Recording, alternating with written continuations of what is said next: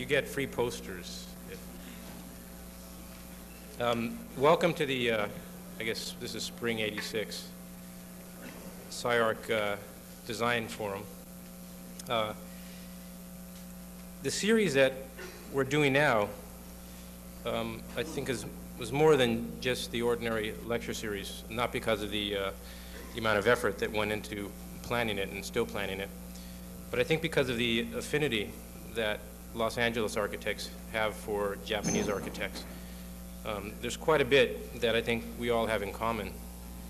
I guess some of which you'll have to decide for yourself as you see the lectures over the next 5 weeks. But I think primarily it has to do with a similar age group of architects that are, I guess would fall into a category of slightly pre-baby boom and baby boom architects, ages between, I guess, 30 and 60, which right now is a rather, I think there's a lot of work that's being done by a group that are now in their productive years, particularly in Japan. The architects that we've chosen to speak represent a pretty broad cross-section of Japanese architecture. The thing that was interesting in trying to decide who was going to speak was to find architects that could be used as a barometer representing the wide range of architectures being done around the world these days. The work that'll be presented is really quite pluralistic. What makes it unique to see in the case of the Japanese architects is that it can be looked at and measured against a monolithic culture, which is quite unique. In America, the pluralism in architecture is looked at against a pluralistic value system, which makes it a lot more difficult to find some database to compare the architects, except as representative of some particular group or so-called movement. Not necessarily so in Japan. The first two lectures will be more or less an overview of Japanese architecture, Japanese design. The final three will be by architects showing their built works. The first lecture this evening is title, well, he'll tell you what the title is, but it's generally about the house and garden over the last 100 years, which I think is, can be used as an introduction to both traditional as well as contemporary Japanese architecture. We chose an American architect to speak on Japanese architecture to show the American point of view. The second speaker is a Japanese theoretician, historian, who discussed contemporary Japanese architecture from the Japanese point of view. This evening we have Marc Treib, who is a professor of architecture at Berkeley. He got his undergraduate degree in architecture from the University of Florida and had got his master's of architecture and a master's of art at UC Berkeley. His work includes graphic design, landscape architecture, as well as architecture. He's co-authored a book called The Gardens of Kyoto, has traveled extensively through Japan. He writes quite a bit as well as practices, which is how I've become familiar with him. And he was, last year in 1985, he was a senior fellow at the American Academy in Rome. So I'd like for you to welcome Marc Treib.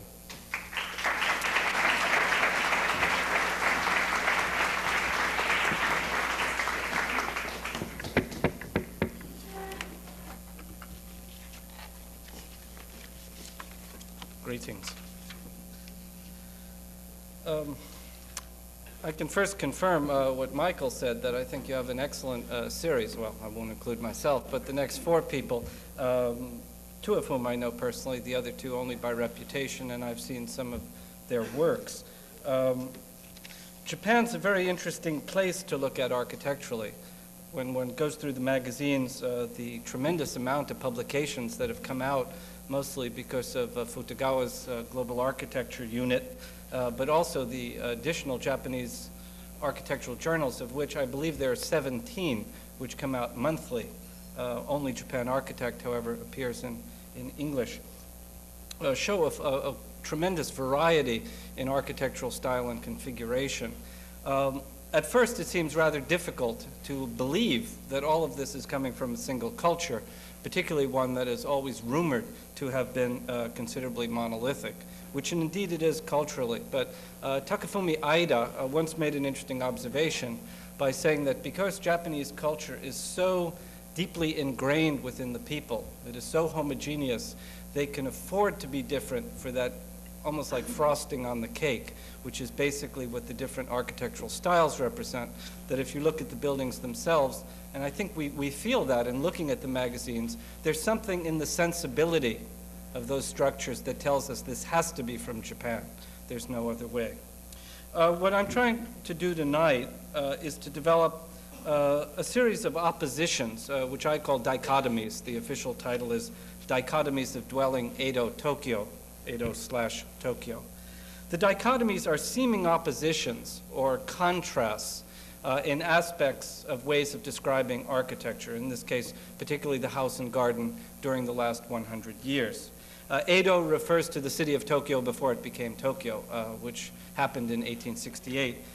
The cultural period, the Edo period, with the rise of the Tokugawa clan, came about early 17th century, 1603 or 1613, depending on who you're listening to. It ended with the restoration of imperial rule in 1867, 1868, which is usually given then as the beginning of the modern period in Japan. So basically what I'm doing is starting at that period, 17th century, mostly just before the modern period, and then there's kind of a jump in what happens during the post-war, which is when the real schism occurs between tradition and what's going on today. I think there are a series of fundamental breaks that transpire, both in the culture and in the architecture, and architecture is definitely expression of culture. There's a mixture of both a continuous cultural evolution, what would have happened if there had been no contact with the West, as well as revolution that was caused by the arrival of Commodore Perry in 1853 and the American and foreign presence which began in the 1860s. And also, of course, the trauma of the defeat of war in 1945, which was the first time there had ever been a real defeat of the Japanese on their island culture. So there are these 6 dichotomies that I'm going to look at tonight. They seem to be oppositions. In some ways they are, but if you look underneath it, they're really not opposition, which of course is a more Eastern way of looking at things, that oppositions don't exist. There aren't contrasts. They're parts of the same whole, perhaps just a different way of looking at it. They're also not discrete. These aren't 6 discrete things. They overlap. And so there'll be a little bit of redundancy, maybe too much for some people, maybe not, I don't know. But in many ways then, I think the talk should be looked at as a montage or a collage of disparate views, different viewpoints, either like the police identity kits that they make, those sketches for identifying suspects, or a more recent example might be the way David Hockney is going about collaging different points of view, reapplying a cubist perspective to photography. Get the slides, please, and the lights.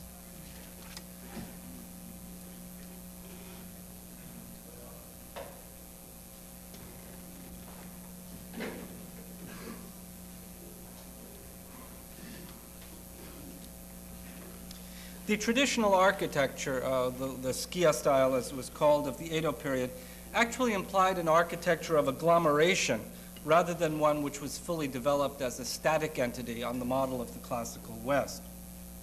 The aspects of addition and adjustment then were really 2 concepts in the making of the living architecture. Houses could occupy the very perimeter of their sites, or temples in this case, but within those rigid boundaries, within the perimeter walls then, configuration could vary quite substantially. The employment of attached pavilions permitted additions to the original structure over time, or the freer composition of a new structure, so that you don't have that rootedness in symmetry which characterized Western architecture. And since Japanese architecture was flexible and changing, it was the architecture of the sliding panel, it really encompassed more of a tradition of spatial modulation rather than the construction of built or ornamented forms, the idea of finite rooms within a complete shell. The Japanese house of the last 2 decades, on the other hand, represents a fundamental change in the attitude towards building that's occurred in the post-war era. Perhaps the shift in architectural formulation is the product of Western influence, but certainly it becomes quite obvious that the conditions under which houses are built today is drastically different from those which were allowing construction in the past.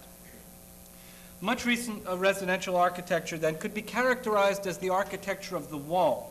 It's a wall that continues to occupy the perimeter of the site as it has historically, but unlike in the past, at least in the houses of parallel social groups, the perimeter is now nearly coincident with the house itself, so you have this implosion of pushing the perimeter in. In works by architects such as Hiroshi Hara, 2 of whose houses you see here, and Tadao Ando, the primary act of making architecture then is the construction of the wall, which separates the dwelling domain from the land around it. And this then gives us our first dichotomy, this change from the infinite system of traditional dwelling towards the finite of what is going on today, infinite versus finite. Tadao Ando has written about, and we see 2 of his buildings, the Hata residence on the left and Koshino on the right. Hata just completed 1984 and Koshino from 1976. Ando wrote about the use of the wall as separation. Quote, "At times walls manifest a power that borders on the violent. They have the power to divide space, transfigure place, and to create new domains. Walls are the most basic elements of architecture, but they can also be the most enriching." Close quote. And we see in the composition of Ando's residences that architecture is pure and fixed. It's almost the antithesis of the sliding screens of traditional construction. And while Japanese simplicity and refinement continue to characterize these dwellings, their manifestations are quite different from the softer natural materials of the past that would change more readily over time. Ando develops his thesis of stasis and control more lucidly in plan, where he balances the idea of the whole against the pattern or the configuration of the individual cells. The orchestration is almost always simple, it's quite apparent. His most standard type are 2 units separated by a courtyard. And one feels that this act of order is a given, that no change will be tolerated, that the house as a setting is finite, though the particular social patterns and how they're used, how the house is used, might change also over time. So within the rigidity of the concrete architecture, the neutrality of the spaces leaves surprising room for interpretation and use.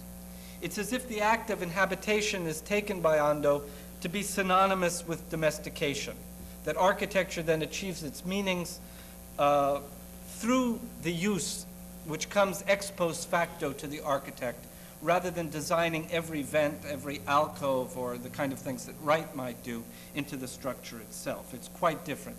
And on the right is a reinterpretation of the tea room. In this particular residence on the right, the Hata residence, which is in the basement. I don't think the T shape of the beam was taken as anything pun going on there. 2 houses by Hiroshi Hara also represent this attitude towards the exclusion of the surrounding environment. On the left, you see the Iwazu house from 1974. On the right, Hara's own house from the following year. Both of them align then with a longitudinal axis in relatively suburban rather than truly rural sites. Now, the traditional residence ideally oriented towards the south or southeast, which of course was the best for climate, that was the prevailing breezes, but it also was coincident with geomancy, these configurations in relationship to the cosmology of the land, the powers of the land. So there was this coincidence of environment and also cosmology. On the other hand, Hara's work turns the axes and the movement perpendicular to the length of the site, so that instead of approaching it on the cross-axis, one approaches it along the long axis, in many ways exaggerating the path through the dwellings, or we could say exaggerating the sense of ritual as one moves through the house. On the left, again, the Iwazu house, on the right, Hara's own house. Treated almost as walls which are internally focused, almost completely bilaterally symmetrical, creating an internal landscape within these two walls rather than accepting the surroundings around them. In the case of the Iwazu house, see again, continuing on the left, the axis culminates in a multi-story studio for the artist and graphic designer, though it's a space that's rigidly enclosed by these solid concrete walls. Hara's own house, on the other hand, you see there on the right, terminates in a living room which has glass walls looking out once again to nature. So there's kind of an irony here, that as one enters, it's almost like putting on blinders. You're totally interiorly focused, but then ultimately the release is heightened, and one then sees and can relate to, again, the natural world. Looking again at Hara's house as we move sort of down to the second level, you already can get a view out into the surrounding hillside. In many ways, this idea of constriction and opening, of blinding the view, or opening it, hiding and reveal as it's called, has parallel notions with traditional architecture and landscape planning.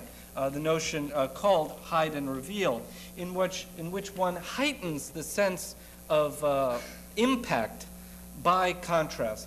This is the imperial villa of Shigakuin, created in the late 17th century. The approach to the view on the right actually is through this narrow curving hedge wall here. We step up the stairs, you can't see out, the hedges are too high. And so that you're constricted from the open fields down into this narrow corridor. You rise up through the top. You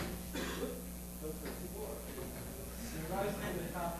You sense something around you, you turn around, and wow, there it is, this incredible view, borrowing into the immediate landscape, that view of all of northwestern Kyoto. Your nose starts to bleed from the change in scale, and the whole impact has been orchestrated and choreographed for maximum effect.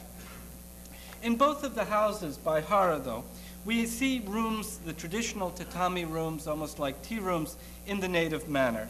But they're rooms that neither read as a complete surprise to us, nor as formally incongruous in terms of the setting as the whole. This is the kotatsu, is one of the warmest places in the house. The brazier is underneath, you stick your legs underneath, well, try to keep warm. The Owasu house is set up more for the practice of tea ceremony. But somehow, even within these ultra-modern or post-modern configurations, the traditional rooms sit quite simply, and they're also quite acceptable. We see fragments of traditional forms and sensibilities pervade the most modern of these dwellings.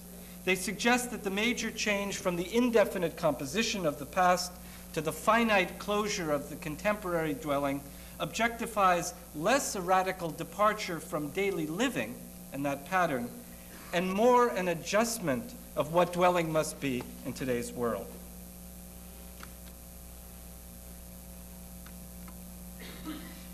The second dichotomy is the dichotomy or the variation between the grid as a conceptual system and the incident or the event upon it.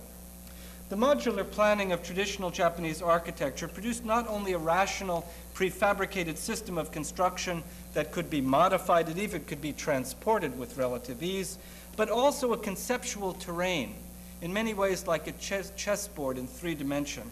It was a terrain upon which one could build and establish, again, the dwelling within that framework. The employment of the consistent 90-degree angle in both the plan and the section created an ordered field in which the position of all the elements relative to each other and relative to the entirety could be established.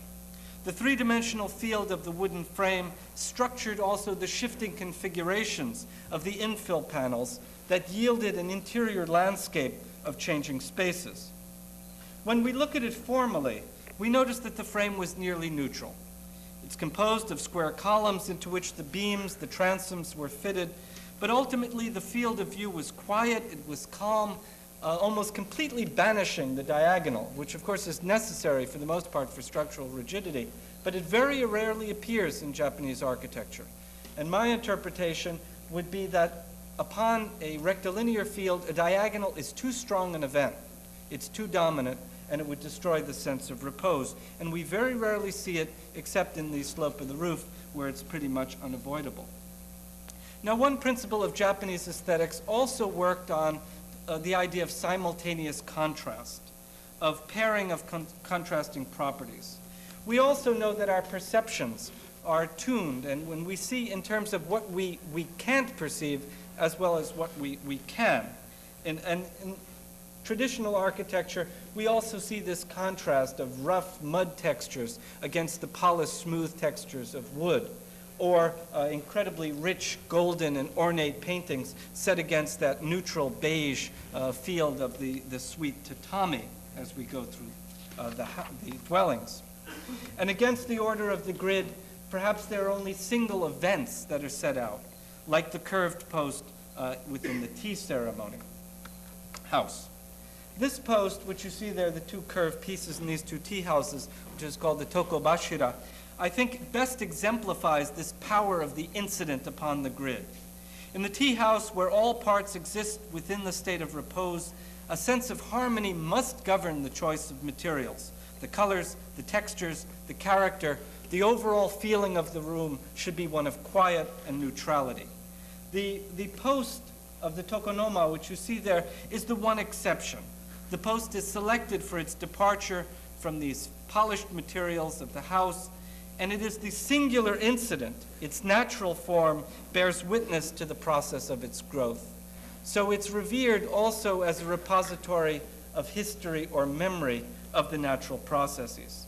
Now, the Japanese have learned, I think, much better than we Americans have, that one can intensify by selection, and that you can heighten an effect by taking it in isolation rather than in restatement. In the United States, we think if you have one flower, it's great. 100 must be 100 times better. Japanese will quite often say the reverse. 100, you can't appreciate any of them. But if you get one and you focus upon that, you can get closer to true essences. Now, the work of Hiromi Fuji represents the most unrelenting employment of the grid. It informs the house both as an intellectual ordering device and also provides its basic architectonic vocabulary. Fuji plans the dwelling universe on intersections of 90 degrees. No surface escapes his control. You're looking at two houses of the Miyata Pharmacy and a residence in Chofu outside of, on the outskirts of Tokyo, built in 1980. And you can see here a very clear articulation of the pharmacy, the shop right on the street, the left-hand unit, and the house behind it. The grid is everywhere. It's omnipresent, it's incessant. It's almost like when your tooth is throbbing, when you got a toothache or it's sore. You know, you never quite forget it, no matter where you look. Starting with the finite limit of the double cubic mass, the surfaces inside and out, everywhere you look, are subdivided on a grid of roughly 1 foot. In America, this would be a minor miracle. You can never get anyone to build that grid, but in Japan, you can still do it. The walls and ceilings of plywood panels, the scoring of the floors, the metal grills which encase the windows, all defer to this gridded structure. And as you start to look around there, you wonder, is this a house or is it a prison? In photographs in this and other of Fuji's work, one senses his maniacal compulsion for subdivision and order. Here's an inversion of the traditional purpose of the modular planning of the tatami mat, which were the true tenets of the Sukiya style. In other words, they used the grid as a way of regulating additive elements over time, rather than subdividing or providing a three-dimensional order that kind of works as a coherent system. But one senses that Fuji, on the other hand, begins with the structure and subdivides it along the grid as a means of contouring flat planes, while of course simultaneously adding a notion of scale. You're always aware of what the size of each thing is. The grid seems omnipotent. It's as if all life must bend to the regularity of its integral. But in place, when you go to see these houses, it's just the opposite. And it's one of the reasons why a good number of Japanese dwellings are always photographed before they're inhabited. The United States, you bring your own furniture, the architect does, or Ezra Stoller does for you. In Japan, they photograph it without furniture. But when you go back and you see the idea of the grid and these manipulations, these metamorphosis studies on the right that Fuji was working with in the mid-70s, and then one of his other houses there on the left, it seems like, my God, there's no way you can actually live within these dwellings because it's all so gridded. Ironically, on the other hand, when you go there, you see that the people aren't so intimidated by it. They put down a rug on the floor, and that shows the grid there. Put a piano against the wall, there goes that one, you know. And ultimately, and somewhat sadly, I think, it's the grid that's fragile and not people's lives. In some ways, perhaps architecture is a little bit more tenuous than we would like to believe. So like the bass line of music, the bass line, the dominant line, the melody needs this ground for its rhythm, its structure, and its complement. And we can see then that once inhabited, Fuji's architecture, his grid quiets out. It still gives us the sense of position in space, but of course it isn't as dominant as we might appear.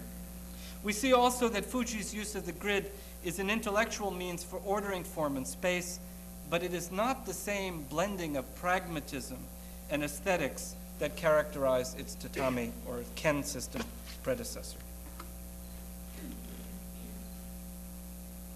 As here you can see quite what the difference involved. One more of his,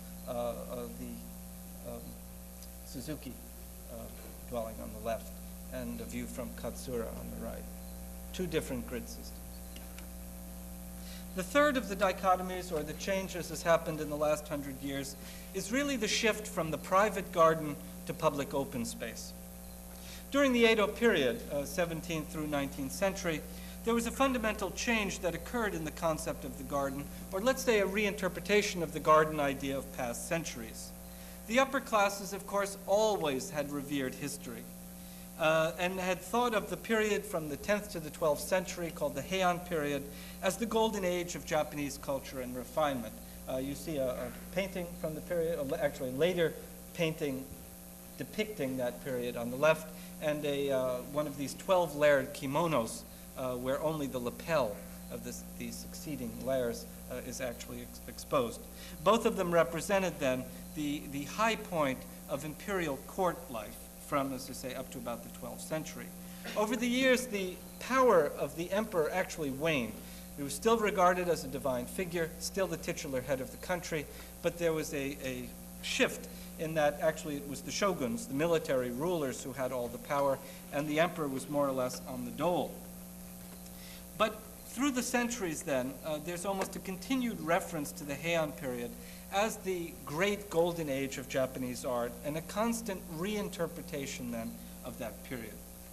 The Heian garden was essentially a pleasure garden, in which one appreciated the passing of the seasons and the subtlety of nature, and they were entertained by other members of the class and engaged in the rather refined aesthetic pursuits of the era. Poetry writing parties were popular. Nature, of course, served as an obvious subject. As poetry reflected nature, so too the vegetation of the garden, which was the purposeful recall and the heightening of a natural world. While these look like natural landscapes, they are completely fabricated and also really labor-intensive to try to maintain them. In the intervening centuries, however, around the 14th century, first under the influence of Zen Buddhism and later the impact of the tea ceremony, the concept of landscape gardening actually changed. Within the setting of the Zen temple, the garden was not seen as a pleasure garden, but as a vehicle for contemplation, meditation, ultimately trying to achieve satori, or enlightenment. The garden, more often than not, you can see Daisenin on the right, Ruanji, the famous rock garden, on the left. The garden occupied that zone between the temple structure and the perimeter wall, basically changing what we would probably regard as a negative space and making a positive one. I mean, it's analogous to the side yards of the suburban house in some ways, without pushing it. But the difference is, and this is important, that in Japan one tends to look into something, rather than upon it. One doesn't look upon the garden as a completed thing that one senses. One must project an awareness, an intelligence, a heightened sense of feeling in order to ultimately extract the significance which lies within that space. The house or the temple within its walled setting was not the subject of view. It really was an articulation of space underneath a roof that ultimately led out to the garden and the perimeter wall. It was as if the walls had been blown out of the house. And in some ways we could say conceptually the dwelling, the structure, was more a bridge linking external spaces. One passed through it undercover than it was the subject of those spaces itself. When we look through also across through the dwellings, or the temples in this case, the transparency allowed by the shifting grid of the panels, we can see that, again, the eye tends not to stop on these incidents within the structure, but moves out ultimately towards the garden. The garden becomes the ultimate subject that one looks at. The grid, however, can be the way of relating things together, how the various pieces fit together in space. But we can also see that in a way space must be looked at as a continuum. It's more, as I said, the tradition of spatial modulation rather than cutting off and making discrete spaces. In the tea garden, however, or the garden that developed for the tea ceremony, it was seen quite differently. Rather than a vehicle for contemplation, which of course was part of it, but not all of it, it was known as the roji, the dewy path, the path that connected the tumult of the external world to that refined calm, refined poverty, as it was known, into the place for the tea ceremony, the tea house or the tea room. It essentially is a path, a linear progression, which focused on movement through space, that was manipulated, that it was heightened, it was carefully defined, so that it intensified the effect once again. But the effect always was moving towards a sense of stasis or calm or equilibrium. All of these things then began to inform the secular garden as well, if we could call it that. The aesthetes of the period believed that an organism should be taken to be complete at any stage in its development, from birth, growth, fruition, decay, and even in death. The garden, architecture, like any organism, should also read in that same way. And you can see quite clearly, I think, in the contrast between the Nymphenburg in Munich and Katsura, relatively contemporary, give or take 50 or 60 years, the difference between Western architecture planned on a symmetrical model in which everything must be there in order for it to be complete. If one of the pavilions gets bombed out during the war, it must be rebuilt, or else the entire aesthetic effect can be lost, because the symmetry requires that balance. On the other hand, Katsura, which was planned on this irregular pattern of a roughly V shape, or what's called an implied diagonal, because it stacks up as a diagonal, but the surfaces are all planned on a 90-degree grid, that actually was built in 3 stages over 150 years. And you can mentally play that little game of taking away the pavilion on the left, the one on the right, whatever it is. It will still read as a complete structure.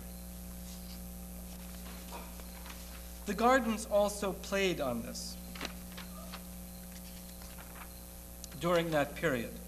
And they began to incorporate at least 4 major thoughts. The first one was the use of unfinished materials. The second, asymmetrical planning. There was always the presence of water. And experience was directed by a control path. Perhaps this was the part that was most overtly taken from the tea garden. These ultimately were distilled, into what is known as the stroll garden of the Edo period. Movement here was taken as being essential for appreciation. You couldn't get a static view like you could at Versailles, comprehend the entire axis. There would be variations in rhythm along it, but you basically knew what that one shot was. Here, more like the English picturesque tradition, the experience of the garden is separate events that are revealed over time. Not only the time in a single path, but through the seasons and the passage of time through the years. Kyoto was the city of rising and falling land. It was situated within a gently sloping valley, fed by rivers, surrounded by hills and mountains. And for a long time, the main temple structures were built on the perimeter, particularly the eastern mountains. This one complex, probably the most elaborate of them, the temple of Kiyomizu in southeastern Kyoto. The major gardens then occupied the juncture between the flatlands and the hill. And this, Shishakuin, actually then borrows the hill as part of the garden, creating that zone between the natural landscape behind it and architecture in front of it, looking at that juncture as a way of connecting in with nature. But in Tokyo, as the capital moved, the shogun capital, Kyoto you see on the left, and its relationship there, the flat valley surrounded by the hills around it, a view over Edo or Tokyo as it became incredibly flat. Very little of the features, very few of the features that were used, could be used in Kyoto. And so that the Tokyo garden then, or the Edo garden, became much more of a creation or an evocation of things that had been used in Kyoto. If the gardens in Kyoto had looked backwards towards China and mythical Buddhistic subjects as ways of creating features for the gardens, then many of the Edo gardens looked not only back to the original sources, but began to make references to gardens in Kyoto itself.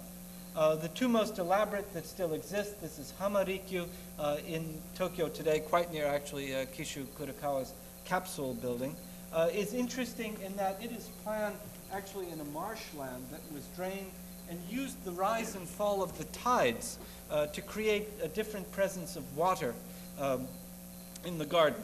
As you can see, its background or its borrowed scenery has greatly changed over the years. The building behind it is not original.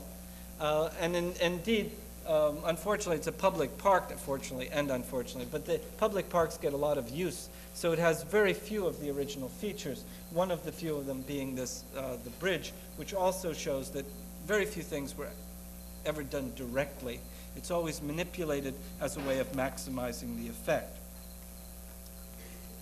The second garden of Korakuen, still existing, actually very fine garden from 1629, also shows, like the rise and fall of the tides, this Japanese ability to turn basic liabilities into assets. Here it was basically flat land. There was a small stream running through it, which was dammed to form a pond. There's a path that's very carefully orchestrated that skirts the pond. There are growing rice fields, which are used aesthetically within the composition of the garden, and a really incredible use of a very low pergola for wisteria that's used just totally conceptually as a way, almost as a bridge, linking the earth behind it or the forest with the rice fields.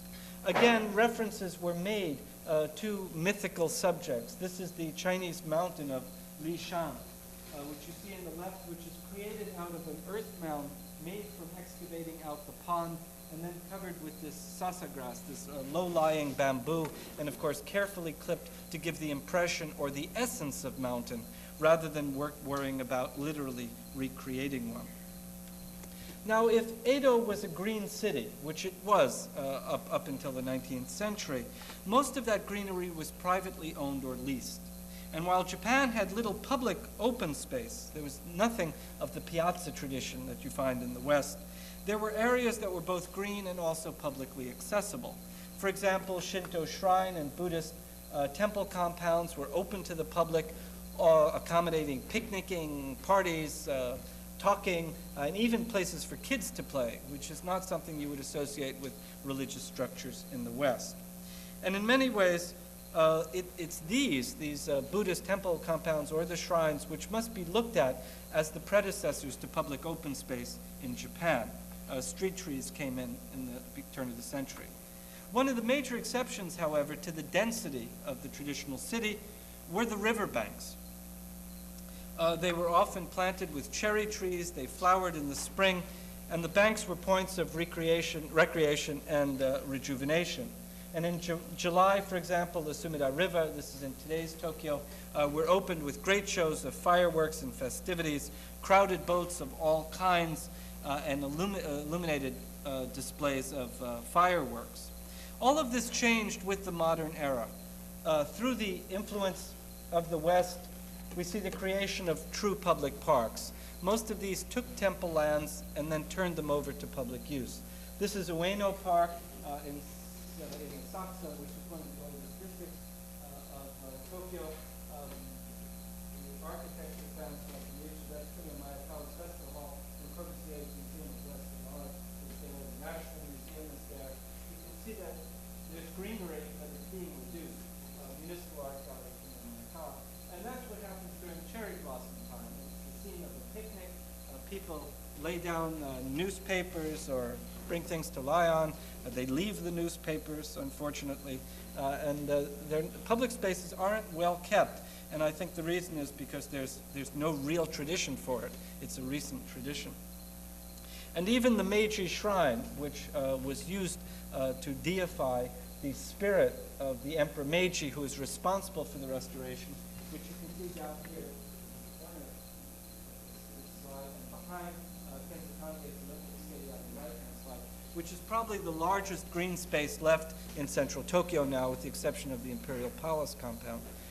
That also had been a vacant area under imperial control up to that time. In the last 2 decades, however, Tokyo has seen the development of skyscraper towers at a new scale, principally in a small pocket near Shinjuku Station, which you see there in both slides off in the distance. For a while, the highest buildings actually in Asia. And we see the development of a new form, which is completely borrowed from the West, which is in front of that isolated point tower, is the development of that kind of corporate plaza. This in front of the Mitsui building done in 1974 by Nihon architects, probably the best of them, the most carefully integrated. And fortunately, unlike many of the corporate plazas in the West or even downtown Los Angeles, that you get a tremendous amount of activity here because of the small scale of cafes and shops which serve to enliven this. But on the other hand, there is a direct contradiction here. These spaces that are defined in front of these buildings have virtually nothing to do with tradition. And you see people a little bit out of place in them. They're used more as we use them, as show places in front of the buildings, than as truly living spaces in the same way that the gardens were. If we looked really at what is the elaborate social spaces, it wouldn't be these corporate plazas, but the thing that's known as the Ekam Ayah, the space in front of the station. It's true of almost any town in Japan. It's what planners would call the transportation node, or intermodal something or other they use these days. It's where the trains come in, the subways come in, the private lines come in, the buses, the taxis, the cars, the people. There's a symbiotic relationship since the owner of the private rail line usually owns the department store right above it, et cetera, et cetera. The development's all tied in. And it's here that we really see the continuation of the tradition of Japanese public life and the street. While rarely given the aesthetic treatment of the corporate or the commercial plazas, these spaces teem with activity as the centers of life for the town or the city district. This is in Shinjuku on the western side of Tokyo. And in a sense, then, it is the Ekam Ayah and not the corporate plaza, which is the successor to the Edo Street. Now, moving more quickly along, we'll look at another dichotomy. This is the difference between what we call the architectonic and the thematic, or architecture versus metaphor, you could say. The earlier houses that we see during the Edo period, as you can see, actually presented, the townhouses, presented a relatively neutral facade towards the street. They may be very elaborate, but they were all done with neutral wood, consistent material. When the doorway was open, the shop was open, they would hang the noren, the banner, to show that this door was in fact open. From the 1960s on, Japanese architects have furthered the concept of the house as a subject, as something to be explored. This, of course, is partially due to the disappearance of sufficient open land. And the house and garden, as I said before, have kind of been pushed into each other, so that the subject, which had been the garden, now becomes the house itself. It's as if the internal spaces of the house are a garden. Metaphors or formal themes become the starting points for the design. And this kind of thing pervades the work of a great variety of architects, including Shin Takamatsu, one of whose houses you see on the left, and one of the studies by Arata Isozaki for the H house from the mid-70s. It may be something like Takamatsu's preoccupation with the machine, or Isozaki's formal preoccupation at that time with the vault. No matter what building came along, a golf club, a library, a number of houses, vaults were the solution to it. And very skillfully done. Ultimately, he makes you believe it. But the subject varies. But certain of them, as I say, select architectonic motifs like the vault. Others use artistic borrowings or philosophical ideas. Takafumi Aida, for example, you see on the left these unfolded versions like the old tea house models. It's called the Annihilation House on the left and the Nirvana House on the right. Came about during the late 60s when he was in Paris getting caught in the student riots, going back to Japan to find that his own university had been closed. It was a down period, we could say, in Japanese architecture. Or bummer in Californian, you know. But what comes out of this then, that when we look at the buildings, I don't think we necessarily sense the animating factor behind it. There's a difference then between the architect's conception or intention and what might be perceived. Ida also worked with formal metaphors and architectonic themes. Here are a couple more of the Annihilation House on the left, which of course we would look at today more in the tradition of rationalism and probably Adolf Loos more than annihilation. But I guess, you know, you could say Loos was annihilating too. But Ida also worked with these formal metaphors. This is called the stepped pyramid house for obvious reasons. On the left, a bilaterally symmetrical house, quite unusual. On the right, what's called the house like a die. A die is the singular of dice. And you can see the unfolding of the elevations like a dice, one with 5 windows, 4, 3, and 2. But again, there's something about how carefully and cleverly these are done which ultimately make them believable as architecture. Unlike works by Tigerman, Stern, and some others, which start ultimately ending up looking like jokes, which is, I assume, is how they were intended. But obviously, these are direct enough. But one could say, seen or unseen, what's the value of approaching a design thematically? And is it viable to impose such a design device upon living patterns and the desires of the users? And how does formal metaphor relate to architecture as a social artifact? Ida spent about 8 years playing with the theme of the toy block. There are a series of toy block houses, 1 to 10. His ideas derive not only from his own childhood and playing with blocks, but also from Frank Lloyd Wright, in particular the Froebel system of blocks that Wright was supposed to have been exposed to by his mother. And so what Ida did over an 8-year period then was to play with the basic units as a child might, the idea of designing by agglomeration, which of course, as we said, has its historical precedence, but here of course in a much more formal way. The basic elements of the block, the wedge shape, and the pillar. This is toy block house number 3. You can see there's relatively little connection to the architecture around it. The majority of Japanese architects treat buildings in isolation. If ever there was a substantiation for Kolar City, Tokyo is it. On the left, toy block house number 4, which was done as a deconstruction or an erosion, establishing a zone, once again, like tradition, that cut out the building from the surrounding suburbia, and then looked at a broken wall within that. See the erosion there. On the right, toy block house number 7, which returned to the more formal elements of the wedge, the block, and the cylinder, once again, but perhaps allying a little bit more with the style, in particular Gerrit Riedfeldt's Schroeder House of the late 20s. Within the series then, one looks at architecture as kind of stacking, piling, agglomeration rather than subdivision. Toy block house number 10, which you see here, the last of the series, he says he's left it now, from 1984. The series reaches a kind of apotheosis. The blocks now read as childlike, they're simplified architectural elements, rather than elements that are merely used architectonically. And they recall, of course, and I think it's inescapable, the relationship to Michael Graves' architecture, although without the direct classical antecedents, you could say, or the references to classical architecture, there's something in the overall configuration which does recall the kind of elaboration which is characteristic of Graves's work.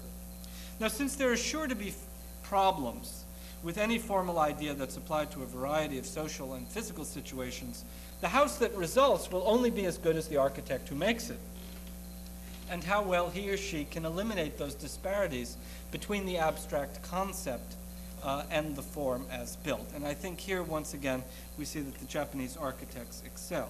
This is no different from any other design project because we all have to have our preconceptions in some way. Toy block house number 10, like almost all of the other recent Japanese houses I've seen, is far smaller than one would think from seeing it in photographs. You get an idea, you can fit 3 people across there. So that space is probably about 12 feet by 15. It's relatively small for an upper middle class house by Western standards. By some standards, the design's too complex. It spent too much of its budget on the complexity of architecture instead of habitable space. But how can one ultimately place a price tag on the delight function of architecture? It seems that the Japanese do not regard the residence as a functional shell which corresponds one-to-one with the living patterns of the inhabitants. It's not a machine for living. If anything, it's a machine for show, because the status aspect of the buildings cannot be overstated, I think. And I think in the past, actually, it's been no different. These interior spaces, which we see, one of Fuji's on the right on a rather dismal day, I realize, delight us constantly in their formal manipulations, the details.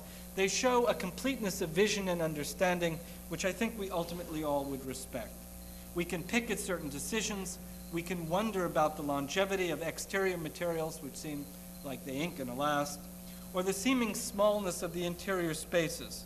But one must always accept the houses as an integrated environment. And in some ways, ultimately, the fact that they exist, that the houses exist, they are there, in some ways completely substantiates its design. Dichotomy number 5, perhaps is, these last two, I think, could be the most important in some ways. They're trying to explain 2 different aspects of Japanese aesthetics, one called Shibui and the other called Hadi. Almost all polite traditions or monumental traditions of architecture, Western, Eastern, almost anywhere you find them, are characterized by a dual polarity. One of them is characterized by restraint, quiet, balance, elegance, with an emphasis on sophistication of forms rather than the creation of new ones. We tend to call that the classic. The second group stresses independence and exuberance. It's far more dynamic in its relationships of form and color. So one is kind of the refined group, polished, internally focused, the other one looking outward, more elaborate, more alive. It's sort of also the difference between San Francisco and Los Angeles. They also are sort of the same poles in that way. And you can also measure Japanese architecture against this dual organization. Shibui, which you see represented on the left, Hade on the right. Both of them can be translated into English as beautiful. Beautiful, right? But a simple definition is we can't take it as being sufficient, because each term connotes a particular kind of beautiful. 2 varieties that seem in opposition that actually share great parallels. Shibui develops from the root word for astringent, like making your mouth pucker. It signifies a type of beauty through reduction, through simplicity, refinement, through a combination of resonant but slightly dissonant elements. In color, it might be something like a series of earthen hues that are set against a dusky, deep purple, for example, like a plum.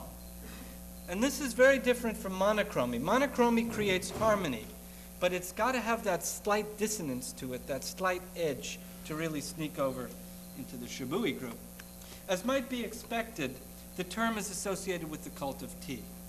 Within the tea room, as I said earlier, the world should be serene in repose. But of course, within this great calm, within the tea house, there are these slight dissonances. For example, the way the gold leaf is applied to those sliding panels on the wall on the right. Now, the Shibui group, the calm group, is the school of thought that's always sold to the West as being the really Japanese stuff. You know, you see it there on the left. That's probably a little too simple to be true Shibui, but I didn't have a better kimono. You can get the idea anyway. But it's only one school of Japanese aesthetics. And these sensibilities have existed continually, that there's two of them. It's like yin-yang, the principles of male-female, that basic dichotomy. The refinement of Shibui is complemented by the exuberance of Hade. This also, Shibui tea ceremony implements. You can see that beautiful crack or where the glaze is pulled apart there in the tea bowls, or the rip in the lip of the Shino water jar on the right, that those slight things are a little bit off that you can't control, but ultimately give the perfection to the piece, are critical for Shibui. This is Hade, on the other hand. It too expresses beauty, but it's a beauty of a much more brilliant and living order.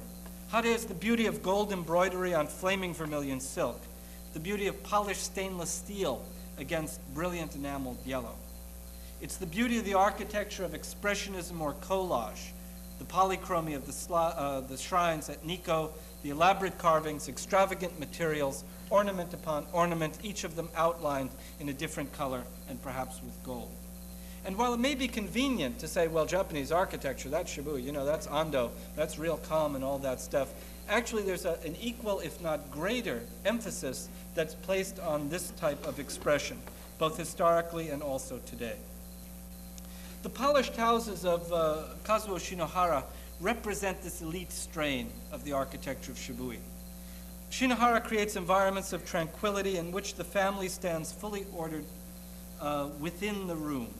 There are only hints of dissonance, as if you were hearing the French horn off in the distance. One feels that in certain of his best works, like the house in Uehara in Tokyo in 1976, the constriction of the site, the small scale of the residence, and the steep pitch of the living room sought a resolution somehow in the construction. In this case, the supporting braces of the concrete were used, playing that roughness of the concrete against the white, all within relative calm.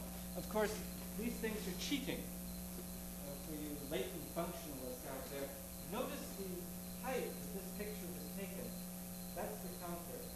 It's just about on the floor, which means that headroom is here, which means you can't use the center part of the building. You kind of have to duck and move around it.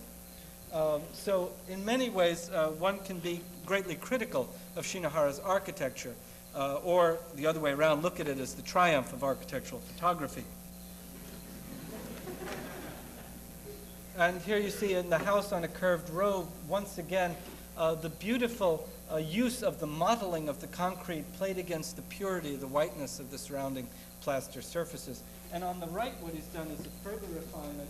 There's actually, you see a white stain that's been applied at the base that tapers off into the gray. In many ways, this is directly analogous to the way that the curving post of the tea room was done, we saw before, using the process of its making as a way of a form of architectural expression and providing that dissonance there. Other of his works seek a more direct tie with primitive simplicities. They render architecture what he calls the savage machine. The Tanigawa House, which is perhaps his most astounding work, which was built in 1974, was built for a poet on the slope of a mountain in Gunma Prefecture north of Tokyo. It dedicates its existence back to the hill. When you enter the house, this is all under a single roof. The dwelling portion of the house is in back of it. This actually is dirt. It is the hillside left raw. It is basically a garden of raw earth, treated as a contemplative area, perhaps, as a passage, as a neutral, perhaps something just left within the house that serves again as that dissonance to the development of the remainder in which the poet lives. It's difficult then not to look at this as an area of mitigation between the pure, untouched nature around it and the architectural world within. If we look at the other side of the coin then, the Hade factor, we look, for example, at the work of Mizuno Monta, Kiko Monta. They appear extreme, strident, almost impossible to accept if one is looking at the work of Shinohara as an ideal. It's what the architectural critic Chris Fawcett terms houses that he calls ritual disaffirming. They're out to shake you up out of living patterns, in a way perhaps that Peter Eisenman would write about, but I think they ultimately accomplish. The rejection of function as the primary instigator of form, of course, has become a common theme in some people's architecture. But I think it represents considerable audacity to believe that as an architect, one has the right to govern people's existence within that. This is the anti-dwelling, as it's called. It was designed for a somewhat unlikely client, the architect's mother. Although that's not an unlikely, that's everyone's first client. There's not the architect's friend. Oh, it's interesting, he calls it anti-dwelling because it is used to, almost as a lens for focusing on the patterns of living. It is basically a cube within a cube within a cube. Those cubes being diagonally slashed and part of them punctured, articulating the spaces between it. He said, for example, Monta speaking here, the outer box is a cryptographic box that is responsive to the environment. The central one is a box responsive to the body of man, and the smallest box is responsive to the skin of man. Between the boxes, the user lives. The outer box sends no message to the environment. A house should be a refuge, hidden in the environment, with a mark that can be understood by the user. Others? Thank you.